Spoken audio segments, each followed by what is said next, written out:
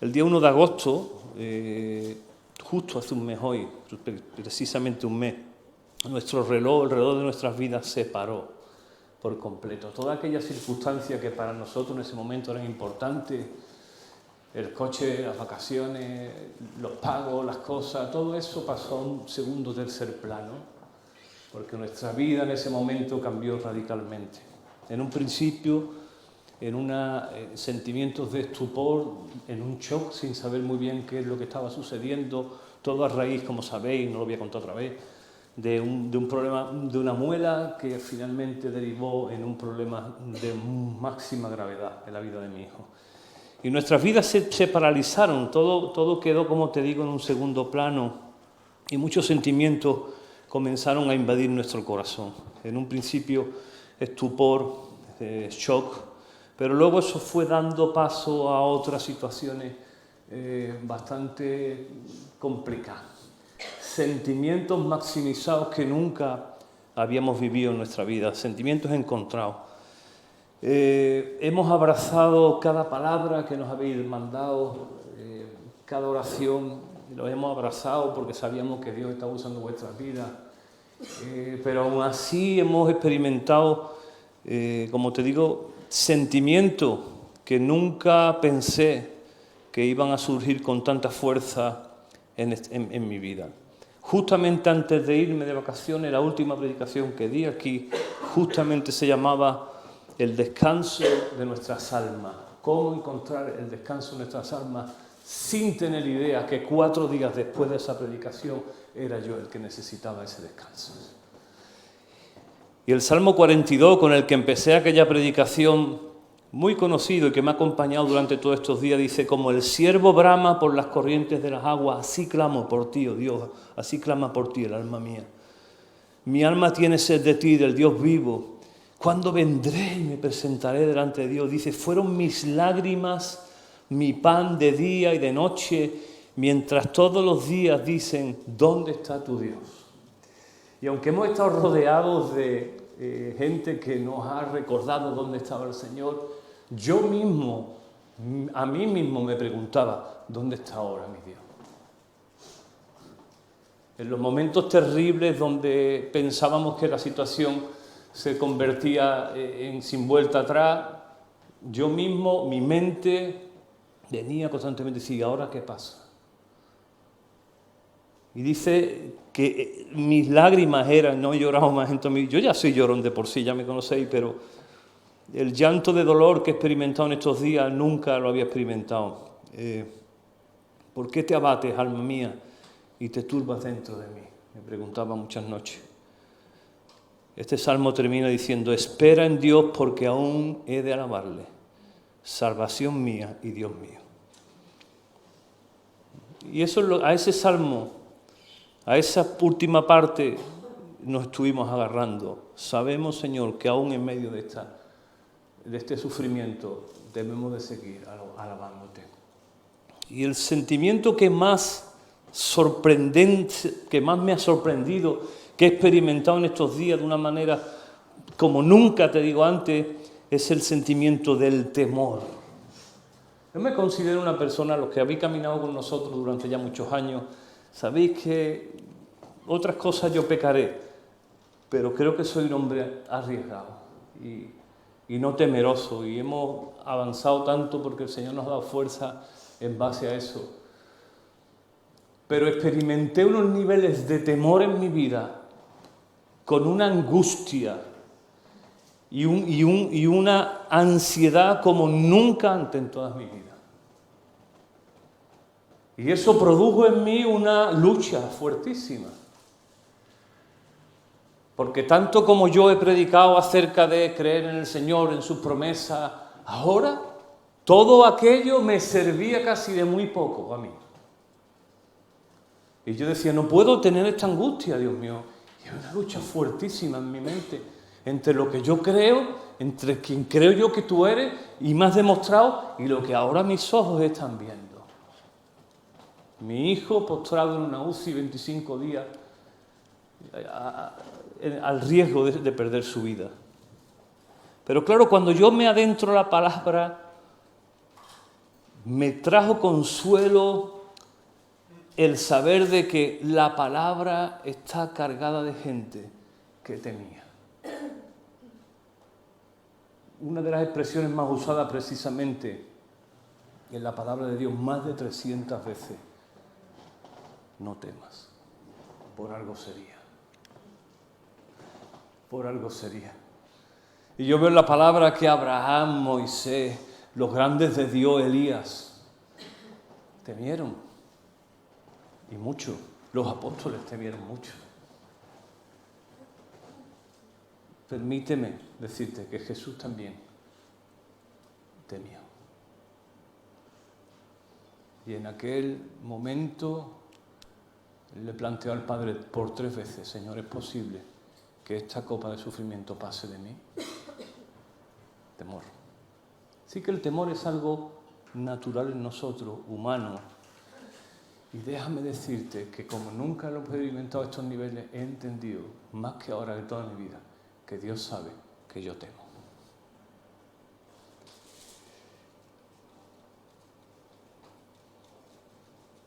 Así que hay una lucha siempre en nuestro interior entre lo que queremos creer, en lo que creemos que creemos y nuestras circunstancias, ¿verdad? Y por ende, también la segunda necesidad más importante del hombre, del ser humano, precisamente es la seguridad. Lo primero es la alimentación básica, todo lo que tiene que ver con tu cuerpo, pero la segunda parte... la segunda necesidad fundamental, que yo siempre creía que era el afecto, el cariño y todo eso, no. La segunda necesidad es la seguridad, sentirte seguro. Y es lo que hemos sentido, que nuestro suelo se movía y no había consuelo en nuestras almas y de verdad oramos, lloramos, clamamos, recibimos cada una de vuestras palabras, las abrazamos, pero esa lucha estuvo acompañándonos hasta el día de hoy. Quiero tomar el ejemplo de una persona de la palabra, porque quiero llegar a un punto con todo esto, ¿no? De aprendizaje personal y es lo que quiero transmitirte en esta mañana. El apóstol Pedro, que se representa siempre en la palabra como un hombre pertinaz, duro, echado para adelante, como decimos aquí. Y en Mateo 16 hay un texto muy conocido que Jesús pregunta a su gente: ¿quién dice la gente que soy yo? Y algunos dicen Elías o los profetas. Igual, hoy saldríamos a la calle y podríamos preguntar: ¿quién es Jesús para ti? Y algunos dirían un revolucionario, algunos dirían es un mito, algunos dirían fue un buen hombre. Y Jesús estaba interesado en preguntarle a su gente: ¿y para ustedes quién soy yo realmente? Y ellos estaban ahí, pero Pedro tiene una revelación, le dice: tú eres el Cristo, el Hijo del Dios viviente, tú eres el Mesías que estamos esperando. Y Jesús lo mira y le dice: Pedro, eso no viene de ti, eso es el Padre, te lo ha revelado y tú has podido verbalizarlo y entenderlo en tu corazón. Pero justo un poquito más adelante, apenas en la Reina Valera es a la vuelta de la página, Jesús en esa misma línea, efectivamente soy el Cristo, el Hijo del Dios viviente, el que tiene el Cordero que tiene que ser sacrificado, y en poco tiempo tenemos que ir a Jerusalén, allí seré aprendido y padeceré, dice, de mano de los escribas, de los fariseos, y me matarán, pero no preocuparos, porque resucitaré. Y este Pedro mismo, que antes había tenido una revelación del Espíritu, le dice a Jesús: Señor, no te ocurra esto. Y le dice: ten cuidado de ti mismo, que esto no te acontezca. Y Jesús le dice, ¿qué le dice? Apártate de mí, ¿qué? Antes estaba iluminado y ahora estamos siendo usados por Satanás. Pero claro, Pedro estaba filtrando por el temor aquello que estaba verbalizando. Todo su proyecto vital se fundamentaba en aquel hombre, en Jesús. Jesús le había dado un sentido a su vida, lo había sacado de su oficio, de sus vidas naturales, lo había llevado a un viaje de milagros, a un viaje con propósito, les había hablado del reino de Dios, les había hablado de vida, ellos habían experimentado algo que nunca habían experimentado y de momento Pedro teme de perder todo eso. Y llevado por ese temor, Pedro le dice, ten cuidado de ti mismo, pero entre líneas estaba diciendo, y ten cuidado también de nosotros. Pedro, el apóstol Pedro. Vemos un poquito más adelante que Jesús, sigue llevándolo y los acontecimientos siguen desarrollándose a la luz de la palabra y el Señor los lleva finalmente a una última cena, a una cena de despedida, un tiempo íntimo con ellos. Ya sabéis, el texto, hay diferentes textos en los evangelios, pero hay uno hermoso en Juan que Jesús lava los pies de sus discípulos y que en una última clase magistral les enseña el camino del servicio.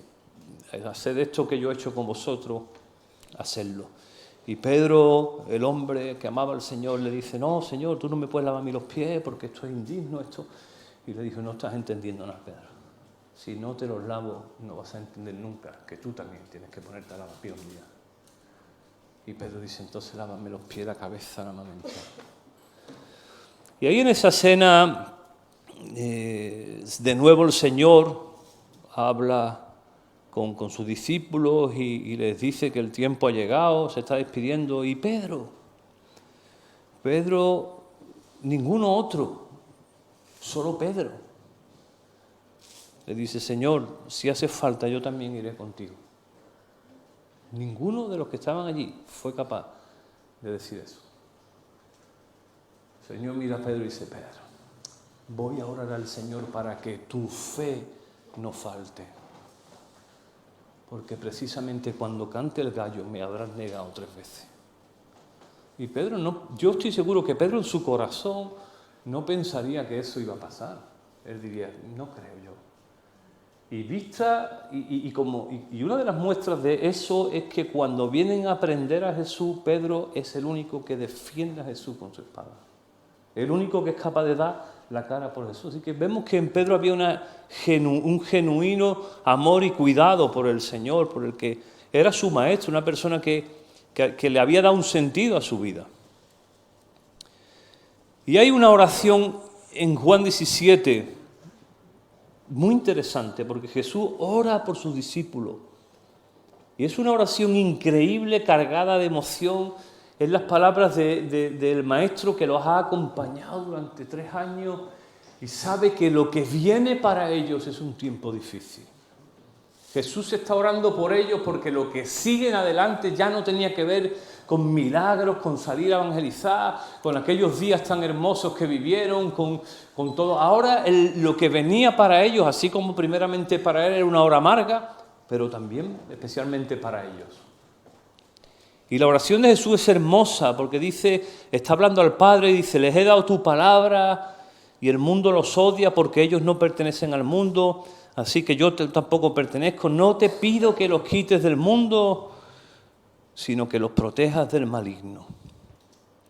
Al igual que yo, ellos no pertenecen a este mundo. Hazlos santos con tu verdad, enséñales tu palabra, la cual es verdad. Así como tú me enviaste al mundo, yo los envío y me entrego por ellos como un sacrificio santo, para que tu verdad pueda hacerlos santos. No te pido solamente por ellos, fíjate, Jesús ya estaba pidiendo por tu vida, sino también por todos los que creerán en mí, por el mensaje de ellos. Jesús ya estaba proyectando su oración sobre nosotros, sobre los millones y millones de personas a lo largo de la historia que hemos creído que el nombre de Jesucristo es el nombre más alto que hay. Amén. Te pido que sean uno, habla de unidad, así como nosotros somos uno. Dicen que esa es la única oración que el Padre todavía no ha contestado al Hijo. Tantas denominaciones, tanto rollo que tenemos los cristianos, tantas desidias, me voy de aquí, ahora allí, ahora monto yo una, ahora tú esto. No estamos muy unidos precisamente. Padre, los que me diste estén conmigo donde yo estoy, y podrán ver toda la gloria que me diste. Y termina la oración, versículo 25, diciendo, oh Padre justo, el mundo no te conoce, pero yo sí te conozco, y estos discípulos saben que tú me enviaste.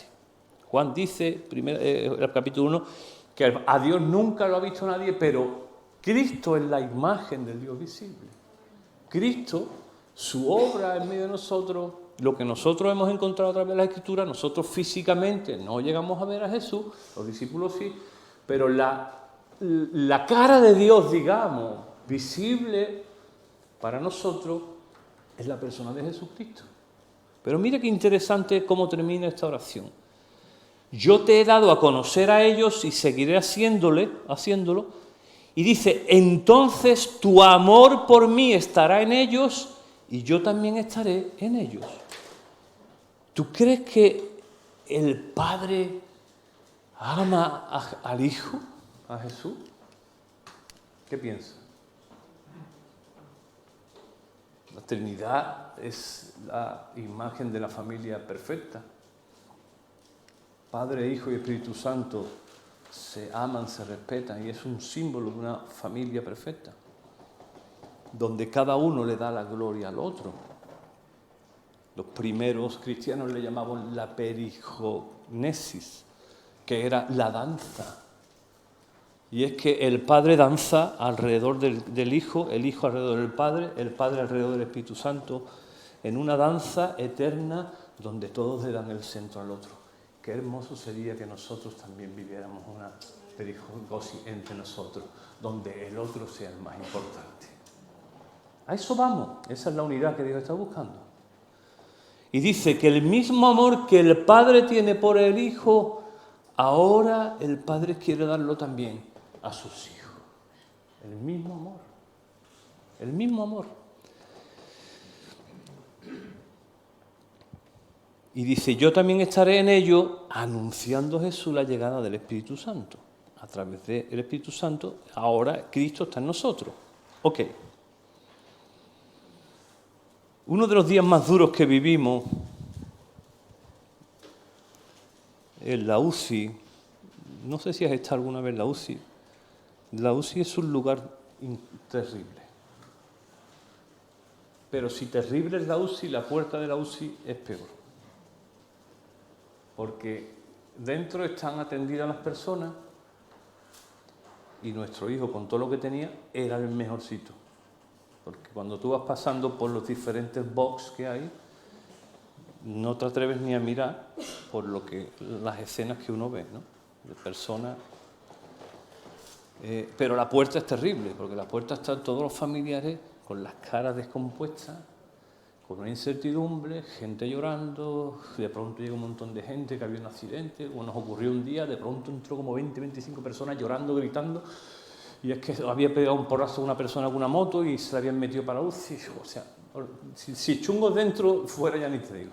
Y en uno de esos días, además, donde Marcos estaba bastante mal, yo estaba en la cama así puesto, son box, pero son cristales, están separados como por cristales, aunque hay una banda que no te permite, a no ser que tú te levantes así, no te permite ver lo que hay en el otro box. Y en el box justamente de la izquierda de mi hijo había una mujer, tenía que tener algo en la cabeza, pero los 25 días que pasamos nosotros por allí, pasamos por la puerta de esa, y lo único que veíamos a su hija y a su marido, por una mujer no muy mayor, con su mano cogía y ella en un coma total, entubada, en fin. Y yo pasaba por allí y dije, Dios mío, y llegaba y mi hijo al menos estaba despierto, y ya era otra cosa, nos recibía con sus manitos levantadas. Y en un momento que yo estaba clamando por la vida de mi hijo allí, miréla así, sentí, no te iba a decir una voz audible, oír una voz audible ahí del cielo, no sé, fue un sentir en mi corazón. Y Dios me preguntó, ¿serías capaz de cambiar la vida de tu hijo por la de esa mujer? Y dije radicalmente no. Podría darla mi vida por la de mi hijo ahora mismo, sin pensarlo. Quitaría sus medicamentos, sus tubos, me lo pondría yo y me pondría yo en la UCI. sin pensarlo. Pero yo jamás de los jamás daría la vida de mi hijo por la de una mujer que no conozco de nada. Y el Señor me dijo, pues yo sí di la vida de mi hijo por ti. ¿Entiendes de qué se trata esto? Porque en esa lucha tú te cuestionas tantas cosas. Y nuestra manera de amar, y muchas veces vemos o queremos creer que la manera en que Dios nos ama a nosotros es de la manera que nosotros le amamos a Él. Porque nuestra forma de amar está condicionada. Y pensamos que las cosas que nos suceden en esta vida, las malas, las buenas y las malas y las terribles, tienen que ver con una consecuencia de algo que nosotros le hemos fallado a Dios. Y me he hecho esta pregunta diariamente, Señor, ¿qué ha ocurrido? ¿En qué te hemos fallado? ¿Por qué nos ha sobrevenido todo esto? Y la única respuesta que oí de parte del Señor es decir, te amo. Y amo a tu hijo y amo a tu familia. Yo no escuché, no te preocupes porque mi sangre te cubre de toda enfermedad. Yo no escuché ningún tipo de cuestión de esta. Y únicamente que sentí en mi corazón, con profundidad, como nunca antes, el amor de Dios. Porque yo no siendo capaz de dar la vida de mi hijo, Él la dio por mí, que yo no lo merecía tampoco.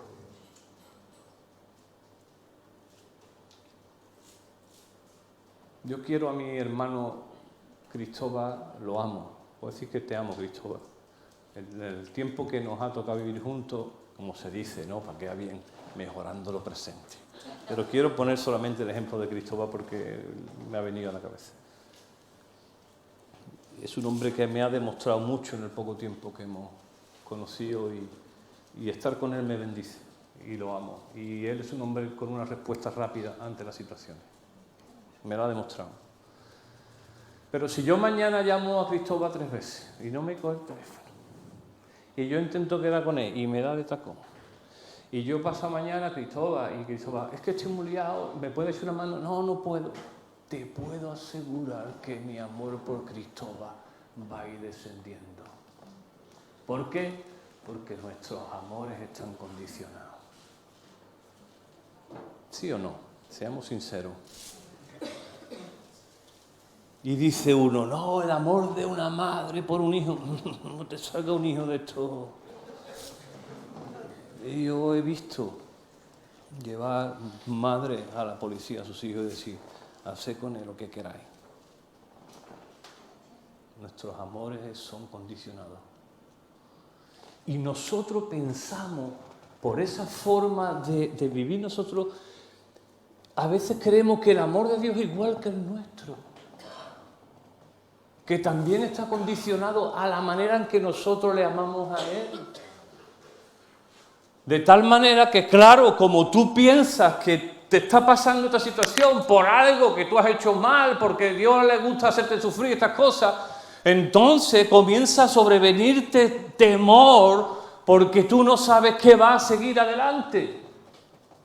Pero cuando tú comienzas a descubrir de que tu amor por el Señor no es ni infinitamente igual de ninguna de las maneras al amor incondicional que dio a su Hijo por nosotros, entonces cuando puedes empezar a disipar tu temor, porque es un amor que no está condicionado.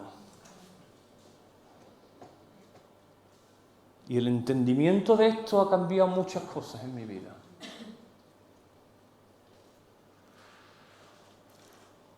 En cómo concibo ahora el amor de Dios, pero cómo yo también quiero amar a partir de ahora.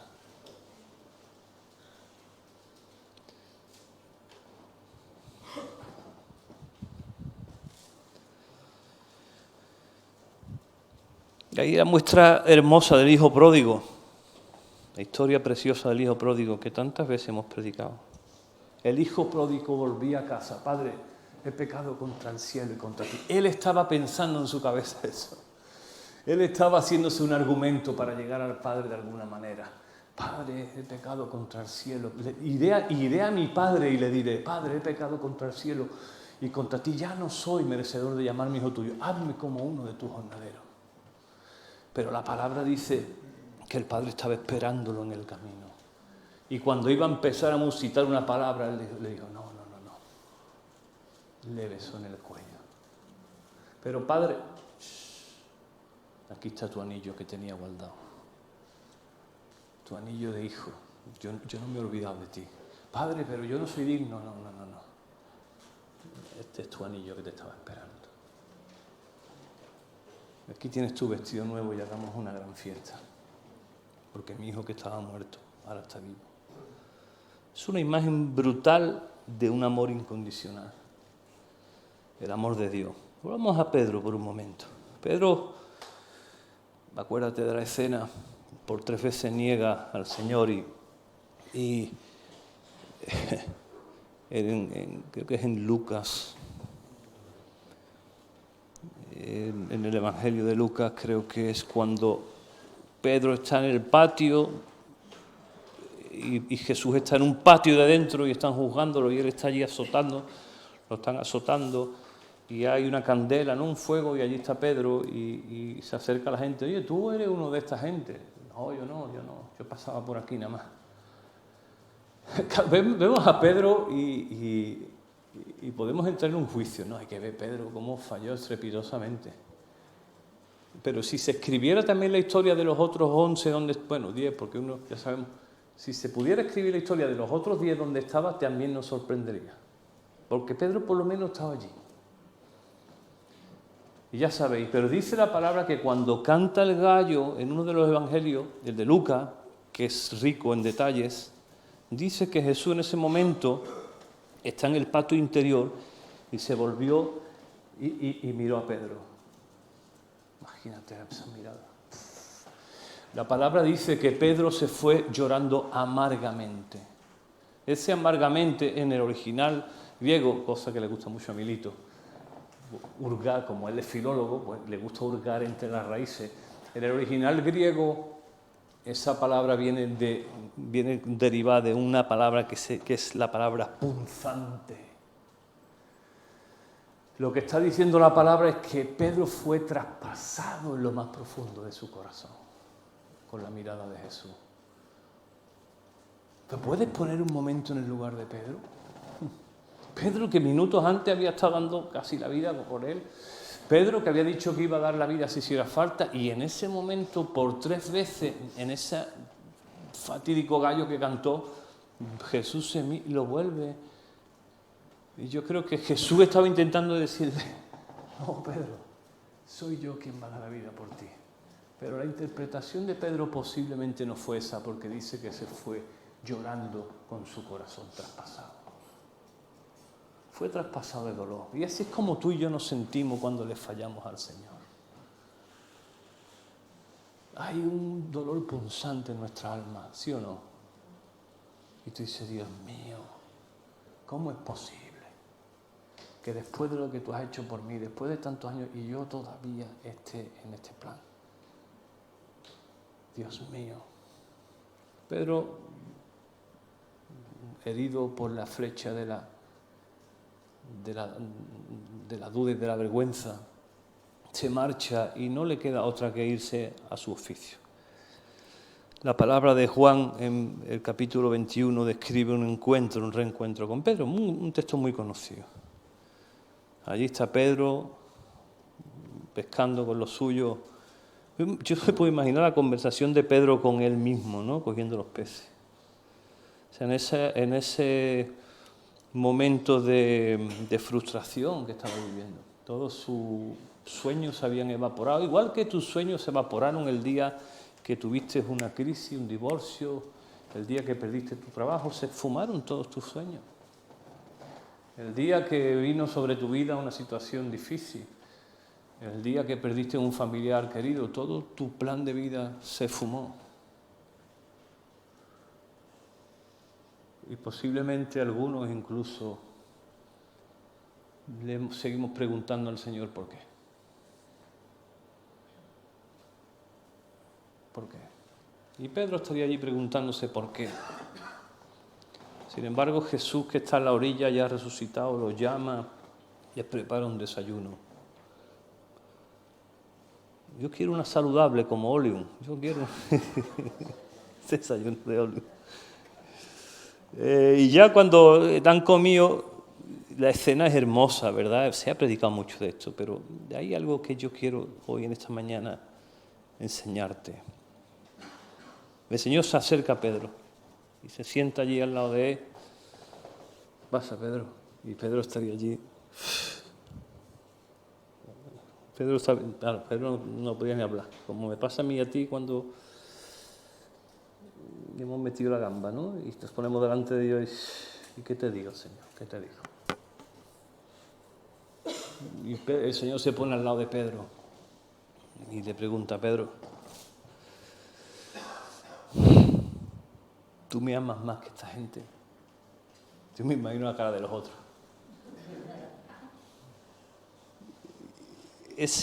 Esa palabra que usa el Señor es la palabra agapeo, que significa amor sin condición. Esta misma palabra que se usa en 1 Corintios 13 cuando habla del amor que no falla, el amor que todo lo soporta, el amor que no guarda afrenta. Y Jesús le está diciendo a Pedro, Pedro, ¿tú me amas con ese amor?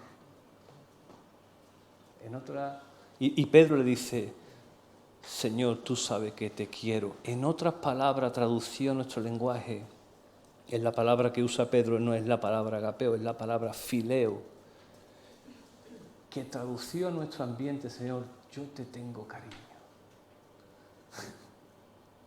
Diferente. Pedro está siendo auténtico.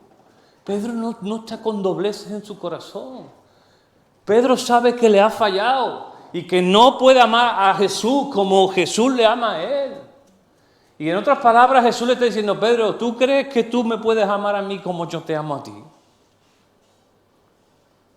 Y Pedro con autenticidad le dice, yo solo te fileo. Ya por una segunda vez, Pedro, ¿tú me amas como yo te amo a ti? Segunda contestación de Pedro la misma, tú sabes que yo te quiero. Cuida de mis ovejas. Y por tercera vez es interesante que Jesús ya no le dice, tú me agapeas, tú me amas como yo te amo a ti, sino le dice, tú por lo menos me tienes cariño. Es hermoso esto, porque a Jesús le basta eso, porque Él sabe que es imposible que tú y yo podamos amarlo como Él nos ama a nosotros. Y a Él le basta con que tú te acerques a Él, aunque sea para decirle, yo te tengo cariño. Le basta, porque sabe que imposiblemente nosotros nunca podemos amarlo a Él como Él nos ama a nosotros. Claro, eso destensa la tensión en nuestro interior. Eso hace que nuestras almas se relajen.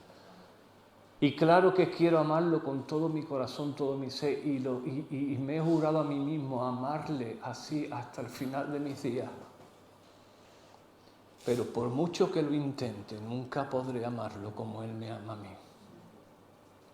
Pero ¿sabes qué? Que Él lo sabe y me sigue amando.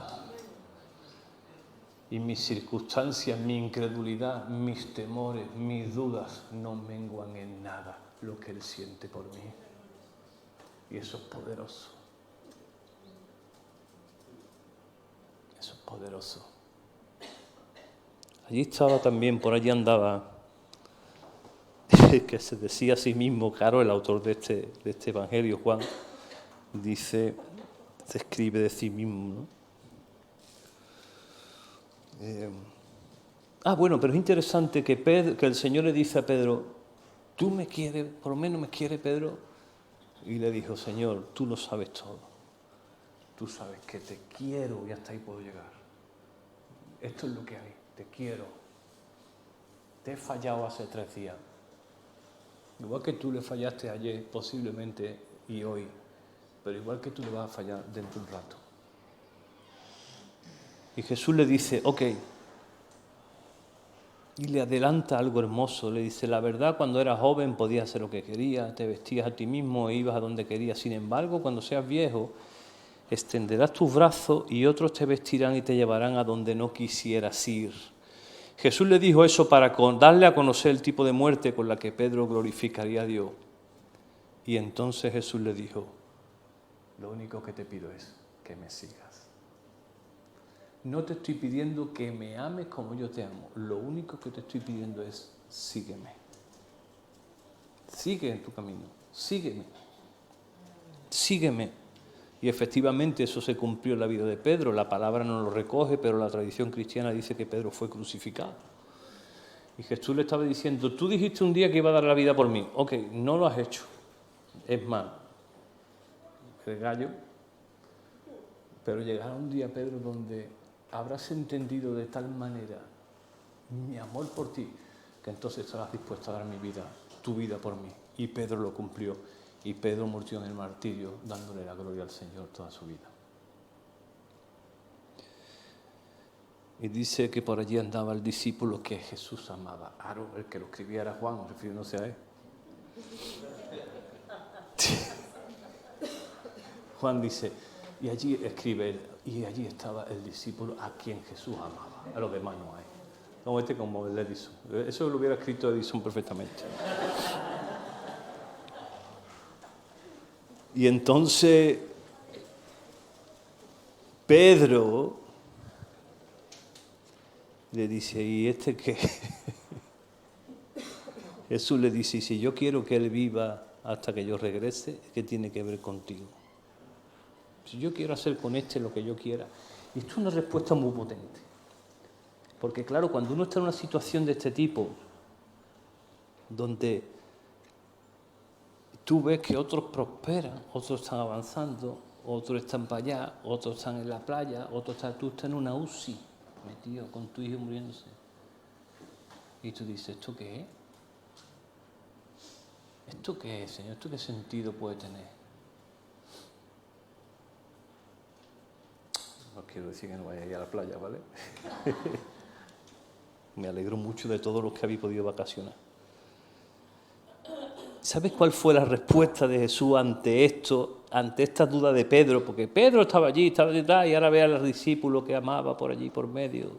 Seguramente se recostó otra vez en el pecho de Jesús y le dijo, niña, ¿este qué rollo tiene?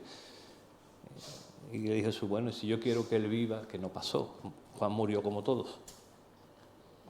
Y le dice, Pedro, pero en cuanto a ti, lo único que te estoy pidiendo es, sígueme. Y es el sentido tan fuerte que he sentido en estos días en mi corazón. En cuanto a ti, tú lo único que tienes que preocuparte cada mañana es de seguirme. Y mi amor traerá la provisión de cada día. Porque mi amor no es condicional como el tuyo. Pregúntame, ¿y se te ha quitado el temor? No. Anoche estaba bien, contento, Isa se fue al hospital, me llamó de allí, Quillo, el niño, que la vía ahora, que tiene infección en la vía, yo estaba comiendo, ya dejé de comer otra vez, Dios mío, ya la cabeza otra vez dando vueltas, Padre Santo, ayúdame, Señor, esto no puede ser. Ahora que estamos en planta, Dios mío, ¿esto qué sentido tiene? Padre amado, y de pronto, Señor, descanso en ti, ayúdame, dame fuerza, solo te pido que me des fuerza, te amo, sé que tu amor es provisión para hoy y también para mañana. Y mis temores comienzan ya no me esclavizan, ahora sé vivir con ellos, ya no producen en mí esa ansiedad y ese miedo y ese como han producido estos días atrás. Ahora convivo con ellos en una lucha que el Señor sigue ganando, porque Él sigue mostrando su fidelidad en mi vida. Dios sabe, amado, que nunca lograrás amarle, por mucho que te esfuerce humanamente en amarlo a Él como Él te ama a ti. Él lo sabe. Philip Yancey, un escritor que me mola mucho, dice, no puedes hacer nada para que Dios te ame menos. Tampoco puedes hacer nada para que Dios te ame más. Simplemente Dios te ama. Entender eso es muy difícil en nuestras mentes limitantes. Y en nuestra forma de amar es muy difícil entender que alguien nos pueda amar sin merecerlo, sin esperar nada, incondicionalmente, infinitamente, dice que su misericordia se renueva cada vez que sale el sol en tu vida y en la mía. Y si tú estás intentando concebir a Dios desde el paradigma de tu amor, de tu forma de amar, entonces cuando entrarás en la duda, en el temor, en la crisis, porque estarás siempre creyendo que lo que te está pasando es una respuesta a que Dios te ama menos.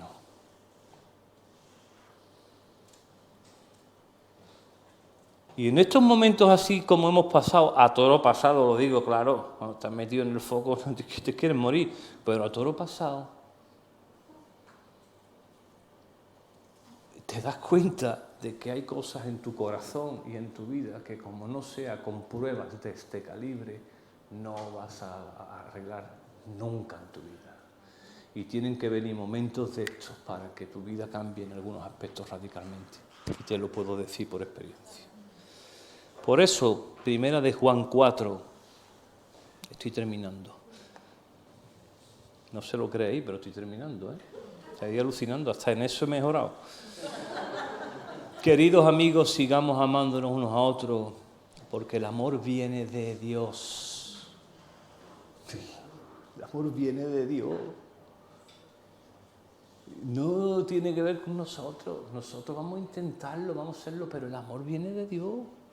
Todo el que ama es un hijo de Dios y conoce a Dios, pero el que no ama no conoce a Dios, porque Dios es netamente, puramente, esencialmente amor. Y dice, Dios mostró cuánto nos ama al enviar a su Hijo al mundo para que tengamos vida eterna por medio de Él. En esto consiste el amor verdadero, no en que nosotros hayamos amado a Dios, sino que Él nos amó a nosotros y envió a su Hijo como sacrificio para quitar nuestros pecados. Más claro. No es como nosotros amamos, es como Él nos ama. Pero cuando tú recibes eso en tu vida y lo entiendes, que no se trata de ti, entonces cuando se activa en ti el verdadero amor por Dios y por los demás. De la otra manera va a ser siempre intentar cumplir, quedar bien con Dios, con los demás, en un sufrimiento continuo y en un estrés. Por intentar agradar a Dios, creyendo que si lo que te pasa es bueno es porque te está portando bien. Y si te pasa mal, ojo, la bendición viene como consecuencia de la obediencia a Dios. Que te quede claro. Pero aún obedeciendo, aún sirviendo, aún te surge una circunstancia de esta. Y tú estás en la iglesia, estás amando al Señor, estás sirviendo, estás comportándote bien y te viene a decir, Dios mío, ¿qué he hecho? ¿En qué estoy fallando? No estoy fallando nada. Simplemente quiero mostrarte el amor que te tengo de una forma que nunca has entendido. Queridos amigos, ya que Dios nos amó tanto, sin duda nosotros debemos amarnos los unos a los otros. Nadie jamás ha visto a Dios, pero si nos amamos unos a otros, Dios vive en nosotros y su amor llega a la máxima expresión en nosotros. Dios viviendo en nosotros. Es la única manera de llegar a amar con esa intensidad. Y Dios nos ha dado a su Espíritu como prueba de que vivimos en Él y Él en nosotros. Además, hemos visto con nuestros propios ojos, hablando los apóstoles, y ahora damos testimonio de que el Padre envió a su Hijo para que fuera el Salvador del mundo. Todos los que declaran que Jesús es el Hijo de Dios, Dios vive en ellos y ellos viven en Dios. ¡Qué hermoso! Nosotros sabemos cuánto nos ama Dios y hemos puesto nuestra confianza, dice la palabra, en su amor. ¡Qué fuerte, qué hermoso! Hemos puesto nuestra confianza no ya en nuestras obras, no en nuestro bien, lo hemos puesto nuestra confianza en ese amor de Dios. Dios es amor y todos los que viven en amor viven en Dios y Dios vive en ellos. Y al vivir en Dios nuestro amor crece hasta hacerse perfecto. Por lo tanto, no tendremos temor en el día del juicio, sino que podremos estar ante Dios con confianza porque vivimos como vivió Jesús en este mundo. Nunca entendí este texto, lo he predicado, lo he dicho, lo he recomendado, lo he enviado, lo he meditado, pero como ahora nunca. En esa clase de amor no hay temor. Porque el amor perfecto, el amor de Dios, echa fuera el temor. Increíble. Y no lo he experimentado en mi vida nunca como ahora. El amor perfecto de Dios echa fuera de nuestras vidas el temor. Si tenemos miedos por temor al castigo, y esto nos muestra que no hemos experimentado plenamente el perfecto amor de Dios, si seguimos con el temor en nuestro corazón.